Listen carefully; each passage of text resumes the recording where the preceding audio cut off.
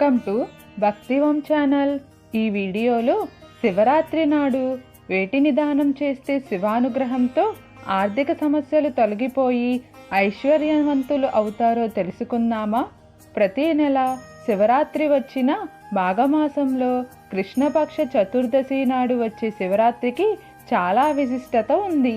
ఈ శివరాత్రిని మహాశివరాత్రి అంటారు.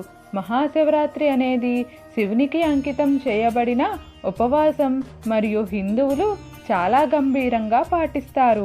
ఈ మహాశివరాత్రి ప్రతి సంవత్సరం ఫిబ్రవరి లేదా మార్చి నెలలో వస్తుంది. ఈ శివరాత్రి అన్ని శివరాత్రుల కంటే చాలా ముఖ్యమైనది. హిందూ క్యాలెండర్ ప్రకారం ఈ సంవత్సరం మహాశివరాత్రి 2024 మార్చి 8న జరుపుకుంటారు.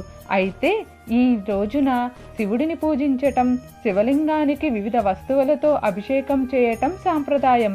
శివుని అనుగ్రహం కోసం ఈ రోజున శివభక్తులు ఉపవాసం ఉంటారు. రాత్రంతా జాగారం చేస్తూ శివపురాణం మొదలైన మంత్రాలను పఠిస్తారు. అలాగే ఈ రోజున భక్తుని శివుని అనుగ్రహం కోసం కొన్ని వస్తువులను దానం చేస్తారు. మహాశివరాత్రి రోజున ఏ వస్తువులను దానం చేస్తే ఆ శివుని కృపతో ధన సమస్యలు తొలగిపోయి ఐశ్వర్యం పెరుగుతుందో ఇప్పుడు చూద్దాం. మహాశివరాత్రి రోజున నెయ్యి కొని శివలింగానికి అభిషేకం చేసి ఆ నెయ్యిని దానం చేస్తే ధన సమస్యలు, ఇంట్లో ధన కొరత తొలగిపోతాయి. శివుని అనుగ్రహంతో ఇంటిలో సానుకూల వాతావరణం ఏర్పడి సంపద పెరుగుతుంది. తరువాత మహాశివరాత్రి రోజున పాలుకొని శివలింగానికి నైవేద్యంగా పెట్టి అభిషేకం చేస్తే సంతోషం, ఐశ్వర్యం కలుగుతాయి. అంతేకాకుండా పేదలకు పాల ఉత్పత్తులను దానం చేయటం వల్ల మానసిక ప్రశాంతత లభిస్తుంది.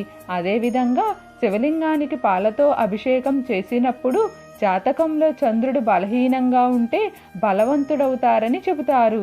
తరువాత మహాశివరాత్రి నాడు శివునికి నల్ల నువ్వుల కంటే పూర్వీకుల ఆశీస్సులు లభిస్తాయని నమ్మకం. ఇలా చేయటం వల్ల పితృదోషం తొలగిపోతుందని అంటారు.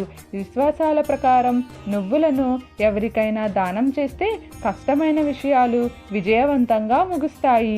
అలానే మహాశివరాత్రి నాడు పేదలకు బట్టలు దానం చేస్తే జీవితంలో ధన సమస్యలు తీరుతాయి. దీనితో ఇంటి ఆదాయం పెరుగుతుంది, రుణం తొలగిపోతుందని, శివుని పరిపూర్ణ అనుగ్రహం లభిస్తుందని చెబుతారు. శివుని అభిషేకానికి పైన చెప్పిన 4 విషయాలు కాకుండా పంచదార, తేనె, నిల్వ పండు, చందనం మొదలైన వాటిని దానం చేస్తే శివుని అనుగ్రహం లభిస్తుంది. కాబట్టి మహాశివరాత్రి రోజున ఈ వస్తువులను కొని దానం చేస్తే శివుని అనుగ్రహం కలుగుతుంది. మీకు ఏమైనా సందేహాలు ఉంటే దయచేసి కామెంట్ సెక్షన్లో తెలియజేయండి. మీకు ఈ వీడియో నచ్చినట్లయితే లైక్ చేయండి, షేర్ చేయండి, అలానే సబ్స్క్రైబ్ కూడా చేసుకోండి.